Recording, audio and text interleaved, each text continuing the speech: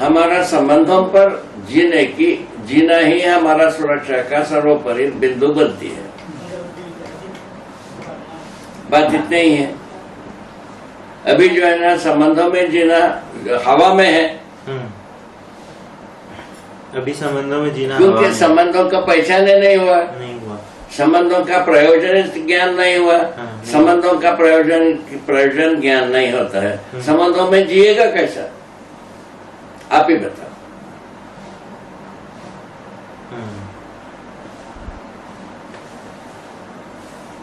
ये समझ में आता है। संबंधों का प्रयोजन समझ में आए बिना संबंधों में जीना नहीं बनता। यदि प्रयोजन समझ में आ गया और प्रयोजन के अर्थ में यही निकलता है समाधान, समृद्धि, अभय, सह-अस्तित्व ही मानव का लक्ष्य है। इसके आधार पर जीना ही प्रयोजन है। यहाँ हम पहुंच जाते हैं। पहुंचने पर दसों क्रियाशील होने की जरूरत बनती है। वो अनुभव मूलक विधि से ही जीना बनता है। प्रयोजन के साथ जीना जब बन जाती है तो तब तो हम दसों क्रियाओं के साथ ही जीते हैं। बढ़िया हो गया। यदि नहीं होता है 4.5 क्रिया में ही रहता है, कल्पनाशीलता में ही हमारा श्रेष्ठता रह जाती है। तो 4.5 रहेगा या 10 रहेगा? बस 10 में प्रमाणित होता है श्रेष्ठता। अब जैसे अच्छे आदमी में कल्पनाशीलता 4.5 क्रिया में कल्पना में ही रह जाता है, तो अच्छी कल्पना हो गई, प्रमाणित होता नहीं। तो अच्छी कल्पना हुई और कुछ नहीं। अच्छी कल्पना हुई। उसी को हुई, बस पूरा हो गया बात। ये पूरा हो गया, इतना ही। बाबा समरी में 4.5 है या 10 है? हाँ, इतना ही है, इस बीच में और कुछ नहीं है। गड़बड़ नहीं है, ऐसा नहीं है कि 5 हो गया, 6 होगा, ऐसा कुछ नहीं है। 4.5 है या 10 या 10 है।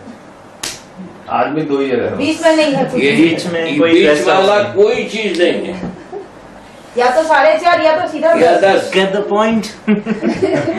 इतना ही ये बढ़िया चीज हो गया भाई। डिसीजन। ये अच्छा हुआ। ठीक है ना?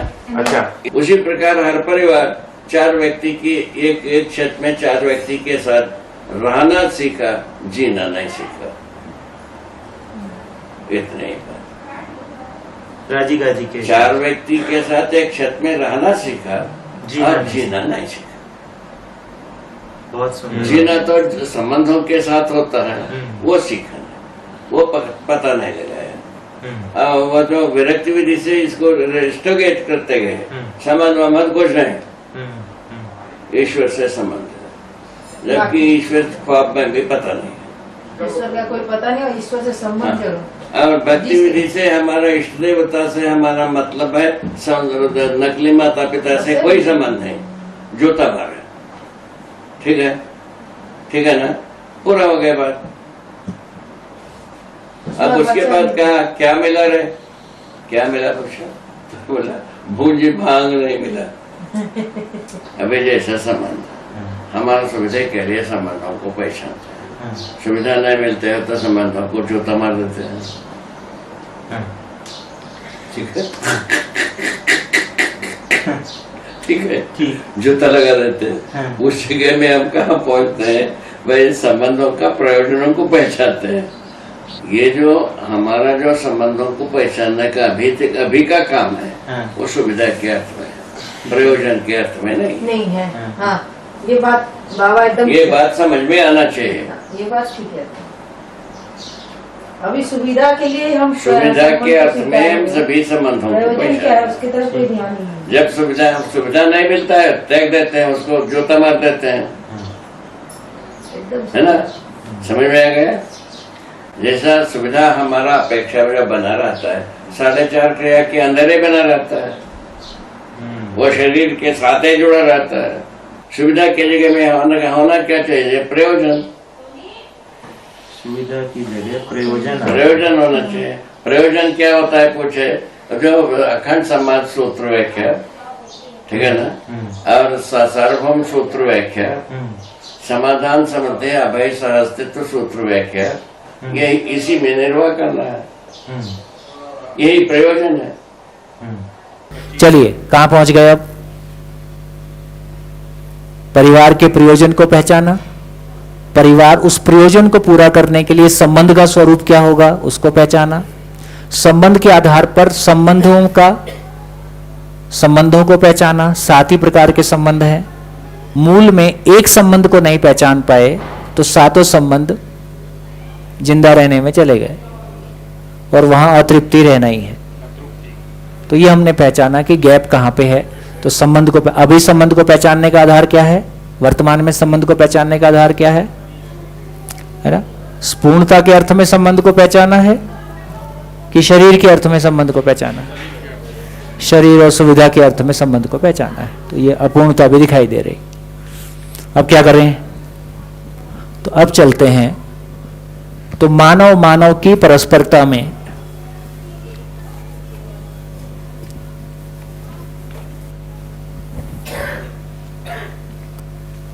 मानव की परस्परता में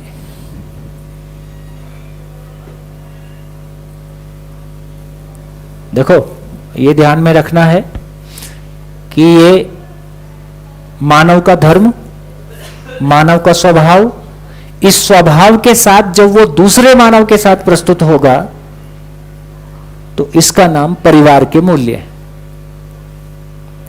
तो मानव की परस्परता में 9 स्थापित मूल्य और 9 स्थापित मूल्य को जब वो व्यक्त करता है तो 9 शिष्ट मूल्य। शिष्ट शब्द से ही शिष्टाचार आया है, तो 9 स्थापित मूल्य और 9 शिष्ट मूल्य। पूरे यदि मानव की बात करेंगे तो वो ऐसा है कि जीवन मूल्य कितना? जीवन मूल्य 4, सुख शांति संतोष आनंद। मानव मूल्य 6, धीरता वीरता उदारता दया कृपा करुणा। स्थापित मूल्य मानव की परस्परता में स्थापित मूल्य 9, विश्वास से शुरू होकर विश्वास सम्मान स्नेह प्रेम, और स्थापित मूल्य को व्यक्त करते हैं तो शिष्ट मूल्य भी 9 है ना। और फाइनली वस्तु मूल्य, वस्तु मतलब भौतिक वस्तु, भौतिक वस्तु मूल्य 2, जिसको कहा उपयोगिता मूल्य,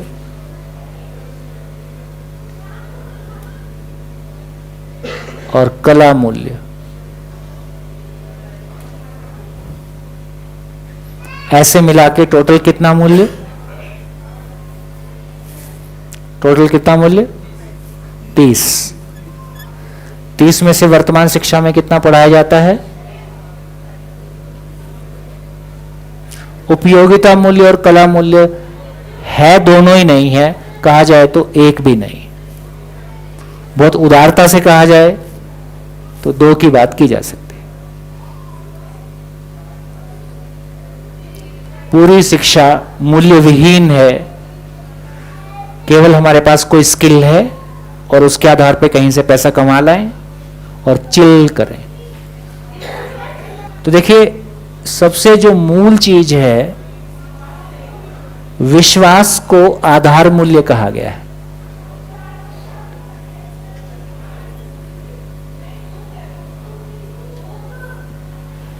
विश्वास को मानव की परस्परता में विश्वास को आधार मूल्य कहा गया है। तो विश्वास क्या है? संबंध में विश्वास क्या है? संबंध की निरंतरता से संबंध के प्रति विश्वास।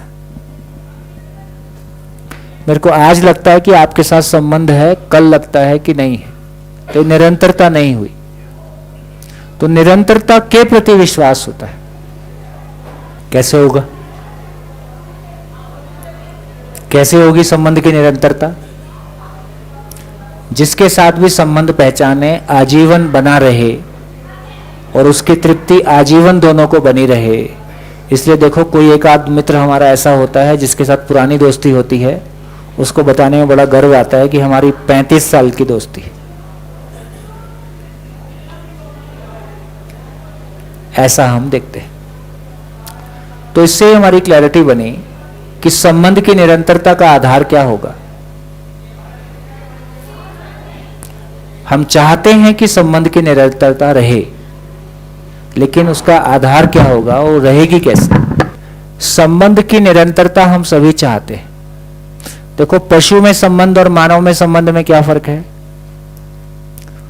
पशु में संबंध वंश के आधार पर रहता है। जब तक वो दूध पीता है तब तक रहता है। मानव में संबंध कैसा है? जिससे भी मानव ने संबंध एक बार पहचान लिया, उससे आजीवन बना रहे, ऐसी अपेक्षा है। तो मानव में संबंध की निरंतरता की अपेक्षा है। संबंध किसी से भी खराब हो ऐसा मानव चाहता नहीं। तो संबंध में निरंतरता का आधार क्या होगा? कैसे रहेगा? विश्वास तो ठीक है, विश्वास कैसे आएगा? अरे निरंतर मूल्यों का निर्वाह कब करोगे? मूल्य क्या चीज है? चलो मूल्य की परिभाषा बताओ। मूल्य शब्द की परिभाषा। बस, इस पेन का मूल्य क्या है? पेन की उपयोगिता। तो किसी भी इकाई का मूल्य उसकी उपयोगिता है, किसी भी संबंध की उपयोगिता ही उसका मूल्य है। तो भाई की उपयोगिता बहन की जिंदगी में, बहन की उपयोगिता भाई की जिंदगी में, यही एक दूसरे का मूल्य है। पिता की उपयोगिता बच्चों की जिंदगी में, माँ बाप की उपयोगिता बच्चों की जिंदगी में, बच्चों की उपयोगिता माँ बाप की जिंदगी में। इसलिए संबंध की परिभाषा है, संबंध कहां से शुरू होगा? परस्परता में संबंध की विश्वास की अपेक्षा करूं कि स्वयं से विश्वास की अपेक्षा करूं? स्वयं से शुरू होगा, परस्परता में आएगा कहां से? इसलिए स्वयं के प्रति आश्वस्त होना, स्वयं के प्रति आश्वस्त होना, यहां से विश्वास की शुरुआत हुई। स्वयं के प्रति आश्वस्त होने का, स्वयं के प्रति भरोसा, स्वयं के प्रति विश्वास। क्या चर्चा की हम? स्वयं के प्रति विश्वास कहां से आया? आत्मविश्वास से स्वयं के प्रति विश्वास, मतलब फाइनली पहुंचेंगे वहां तक। तो क्या चीज है? तो इतनी ही बात कह रहे हैं कि अपनी समझ के प्रति विश्वास, समझ के आधार पर जो मैंने जीने की योजना बनाई है उसके प्रति विश्वास, उसके आधार पर जो मेरी विचार दौड़ता है उसके प्रति विश्वास, उसके आधार पर जो मैंने जीने का निर्णय लिया है, जो मैंने निर्णय लिया है, शरीर के आधार पर जो मैं निर्णय लेता हूं उसके प्रति विश्वास, अपने कार्य के प्रति विश्वास, अपने व्यवहार के प्रति विश्वास, फलन में समृद्धि और प्रकृति में संतुलन और न्याय घटित हो गया। तो जो मैंने समझा था, जैसा मैंने समझा था वो सही सिद्ध हो गया, है ना? तो यदि रिजल्ट में परिवार में अभाव की मानसिकता है और ग्लोबल वार्मिंग गले पड़ गया, इधर संबंध में न्याय नहीं हुआ, संबंध में टूटन है, इसका मतलब मेरे निर्णय को दोबारा सोचना होगा, मेरे विचार को, मेरी योजना को, मेरी समझ को। अब वो पता चला फिर वो समझ है कि मान्यता है, वो कंडीशनिंग है। तो मैं, मेरी योजना मेरी मान्यता से आती है। मान्यता का मतलब है आशा बंधन, विचार बंधन, इच्छा बंधन।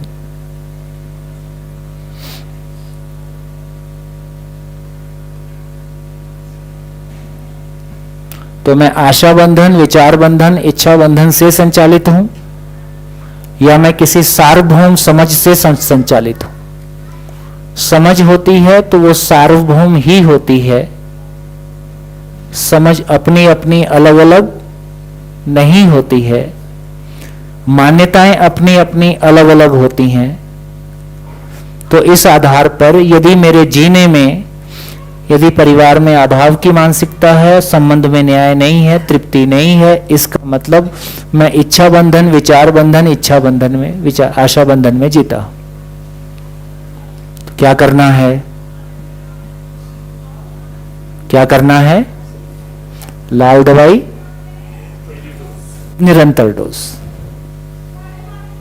सभी संबंधों का आधार है, चाहे माँ बेटा है, चाहे पति पत्नी है, चाहे गुरु शिष्य है। सभी संबंधों में संबंध की निरंतरता की अपेक्षा पाई जाती है।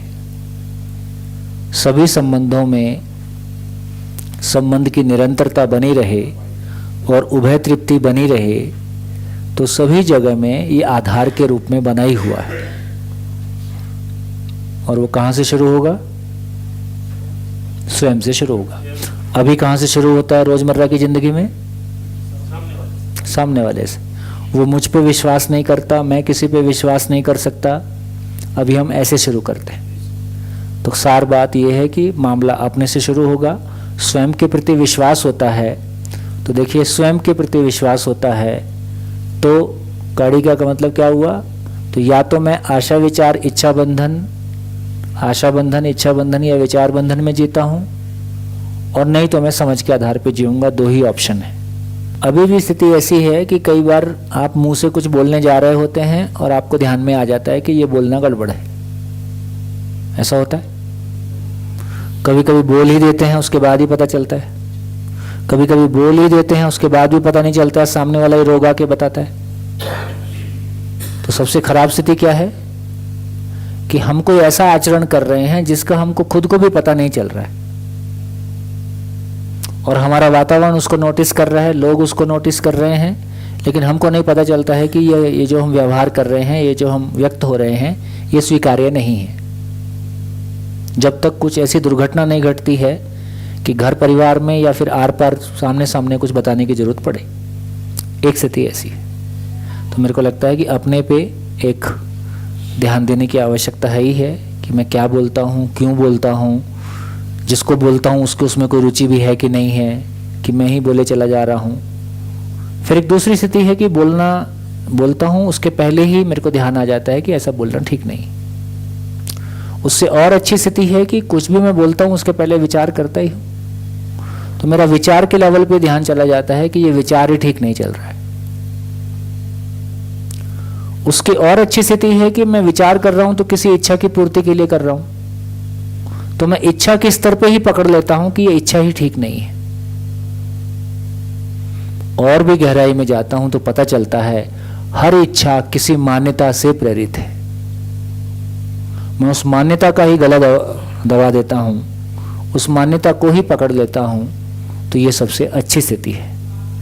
मान्यता को पहचान लेता हूं कि इस मान्यता की वजह से मैं ऐसे करता हूं, तो वहां से तुरंत सॉफ्टवेयर ठीक होना शुरू होता है और तुरंत रिजल्ट बेहतर आने शुरू हो जाते हैं। तो इन सब से काम नहीं चलेगा कि कसम खाता हूं कि आज के बाद ऐसा नहीं करूंगा, ऐसा कुछ रुकता नहीं है ना। वो तो भीतर में जहां सॉफ्टवेयर गड़बड़ है वहां जाके ठीक करना पड़ेगा। तो इसका अर्थ है जब भी मैं अपनी किसी मान्यता को देख पाता हूं कि मैं किस मान्यता की वजह से कैसा व्यवहार करता हूं, तो वहां जाके चीजें ठीक होना शुरू होती।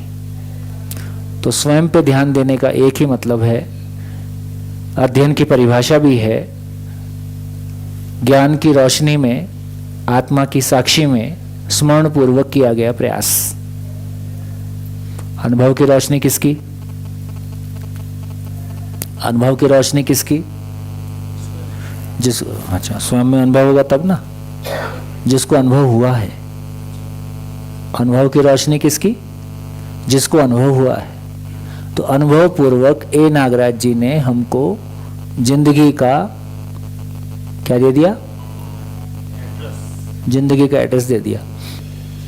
चित्रण तक सारी नेगेटिव मान्यताएं हैं, क्योंकि रूप और गुण का चित्रण स्मृति के रूप में चित्रण में रहेगा। चित्रण के आगे जो चित्त की स्थिति है, चित्रण चित्त का गति है, चित्रण चित्त का गति है। चित्रण का जो स्थिति है उसमें कोई भी नेगेटिव चीज नहीं आएगी। तो चित्रण का स्थिति, बोध, इसमें कुछ भी, तो चित्रण जिसको हम कह रहे हैं, चित्त का जो स्थिति है उसमें केवल न्याय धर्म सत्य को पहचानने की ताकत है। और फाइनली वो स्टोर बुद्धि में होगा। जो सही की न्याय धर्म सत्य की स्वीकृतियां हैं वो स्टोर बुद्धि में होगा। तो आत्मा हमेशा मध्यस्थ है, बुद्धि सम है। तो इसका क्या मतलब हुआ? सम मतलब जो भी सकारात्मक है, सहअस्तित्व के अर्थ में जो भी सकारात्मक स्वीकृतियां हैं, उसको बुद्धि में उसकी अपेक्षा है, वही लेगा, दूसरा कुछ नहीं लेगा। आत्मा में ज्ञान की अपेक्षा है, तो भ्रमित मानव में आत्मा और बुद्धि में ज्ञान नहीं है। बुद्धि में समझ की अपेक्षा है, सहअस्तित्व की समझ की अपेक्षा है, अवधारणा की अपेक्षा है, बोध की अपेक्षा है, और आत्मा में ज्ञान की अपेक्षा है। ये ज्ञान की अपेक्षा का प्रभाव बुद्धि पे सम के रूप में, और यहां से जब भी चित्त में कुछ नेगेटिव आता है चित्रण में, तो बुद्धि में समझ ना होने के बावजूद बुद्धि जब भी सहमत होगा तो सम से सहमत होगा, विषम से सहमत नहीं होगा। ये बुद्धि का क्वालिटी है। इसलिए जितने भी नेगेटिव चित्रण हैं उसको वो अस्वीकार कर देता है। कल्पनाशीलता में सुखी होने के लिए जो चित्रण बना उसको बुद्धि ने अस्वीकार कर दिया। यहां से हमारे भीतर शंका पैदा हो गई, ये सही है कि गलत है, उचित है कि अनुचित है।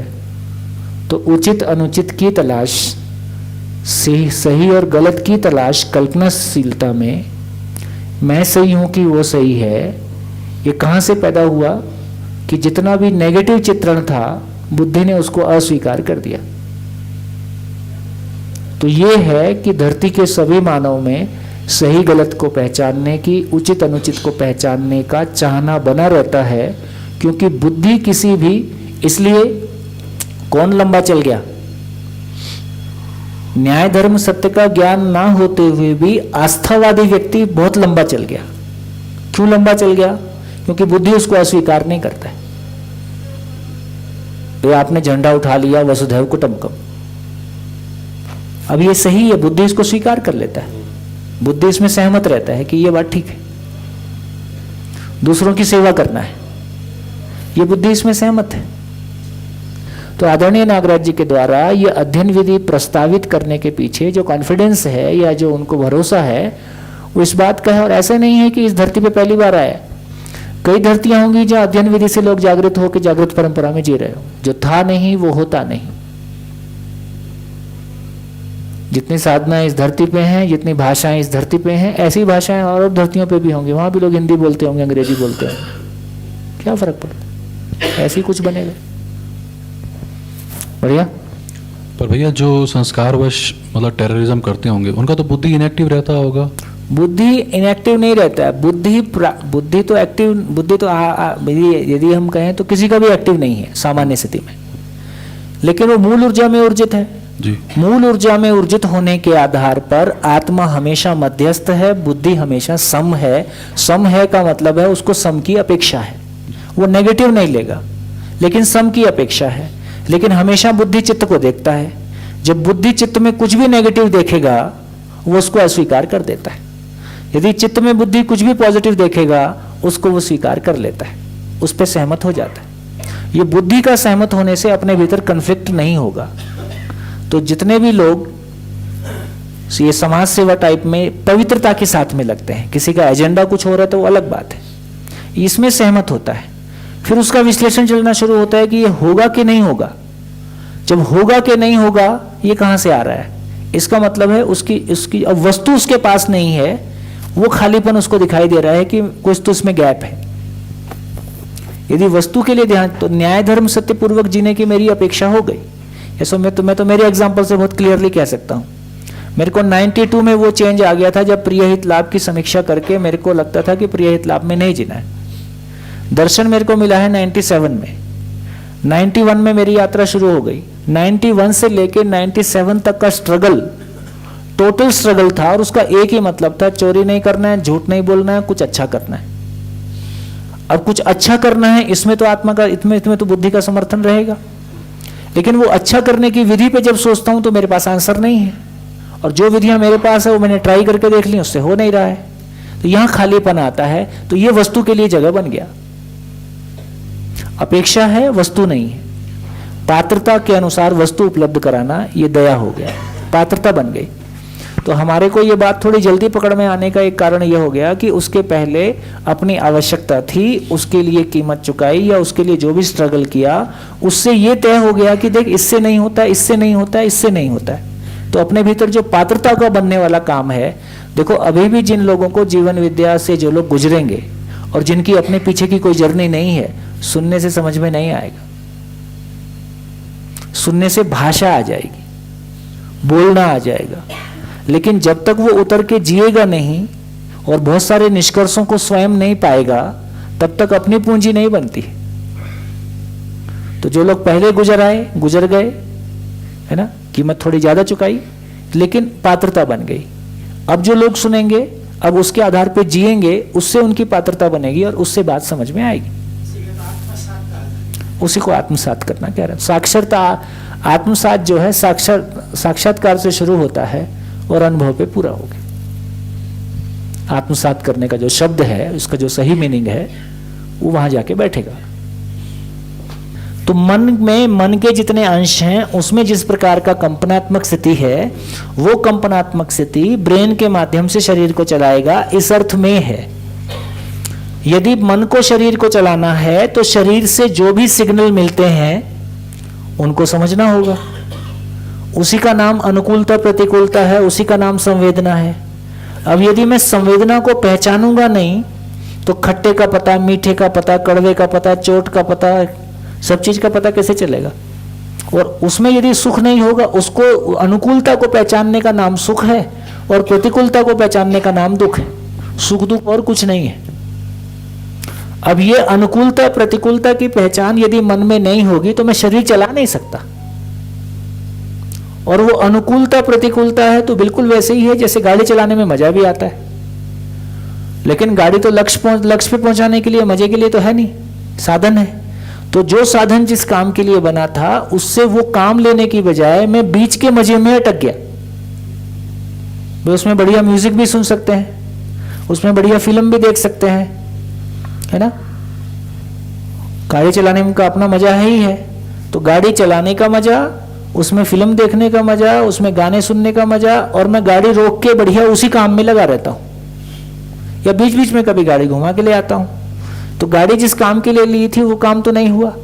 तो ये मैंने सुख को, शरीर की अनुकूलता प्रतिकूलता जो शरीर को बनाए रखने के लिए, नए शरीर उपलब्ध कराने के लिए प्राकृतिक विधि से थी, उसको मैंने सुख मान लिया।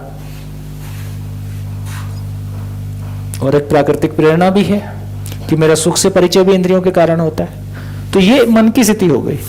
अब मन शरीर को कैसे चलाएगा, तो उसके लिए ऊपर वाला नियंत्रण है कि वो प्रिय है कि न्याय है कि न धर्म है कि सत्य है। अब इसको इतना ही पहचानना है कि इसको वृत्ति का काम इतना ही है कि वो मन को चला सके। मन की अपनी एक सीमा है, उसकी सीमा को पूरा करने के लिए चित्त है। तो चित्त का इतना ही काम है कि वृत्ति को मार्गदर्शन दे सके। तो बेसिकली वृत्ति को चित्त और इसके बीच में काम करना है। तो सभी अंश मूल ऊर्जा में ऊर्जित हैं, वहां एक समान है, लेकिन जो स्ट्रक्चरल, जो स्वरूप जो बना हुआ है, उसमें वृत्ति को चित्त और मन के बीच में काम करना है। चित्त को बुद्धि और मन वृत्ति के बीच में काम करना है। बुद्धि को आत्मा और चित्त के बीच में काम करना है। आत्मा को व्यापक और बुद्धि के बीच में काम करना है। और कुछ है ही नहीं, व्यापक ही बोलना पड़ेगा, और कोई दूसरा नहीं है। तो ऊपर का प्रभाव उसके लिए आत्मा ही है। तो आत्मा का प्रभाव का मतलब ये व्यापक वस्तु ज्ञान है, व्यापक वस्तु ऊर्जा है, इसलिए आत्मा ही उसको पहचानता है। इसलिए वो हमेशा मध्यस्थ ही है। मन वृत्ति चित्त संविषम क्यों है? यहां यदि चित्त, मन वृत्ति चित्त संविषम नहीं होगा, क्योंकि प्रकृति में, जड़ संसार में संविषम मध्यस्थ तीनों है। यदि संविषम मध्यस्थ तीनों को मनोवृत्ति चित्त नहीं पहचानेगा तो प्रकृति के साथ चल नहीं, प्रकृति को पहचान नहीं पाएगा। बढ़िया पोजिशनल बात है। तो बुद्धि को, अब शरीर चलाने का काम यहां से हो गया, सच्चाई को पहचानने का काम बुद्धि का है। सच्चाइयां निरंतर हैं, तो निरंतर वास्तविकताओं की जो स्वीकृतियों का जो स्टॉक हाउस है ना, वो जो स्थली है उसका नाम बुद्धि है। तो ये सहअस्तित्व की समझ रखता है। सहअस्तित्व की समझ के मूल में आत्मा सारी इकाइयों से, व्यापक वस्तु इकाइयों से आर पार है, उसको पहचानने वाली चीज आत्मा है। तो आत्मा हमेशा हमेशा के लिए केंद्र होने के कारण, मध्यस्थ होने के कारण, सदा सदा के लिए व्यापक वस्तु में है, इसलिए वो हमेशा मध्यस्थ सत्ता, मध्यस्थ क्रिया। मध्यस्थ सत्ता मतलब व्यापक वस्तु, मध्यस्थ क्रिया मतलब आत्मा, मध्यस्थ बल मतलब अनुभव, मध्यस्थ शक्ति मतलब प्रामाणिकता। ये हो गया, पूरा जीवन ही मध्यस्थ हो गया। इसी का नाम जागृति है।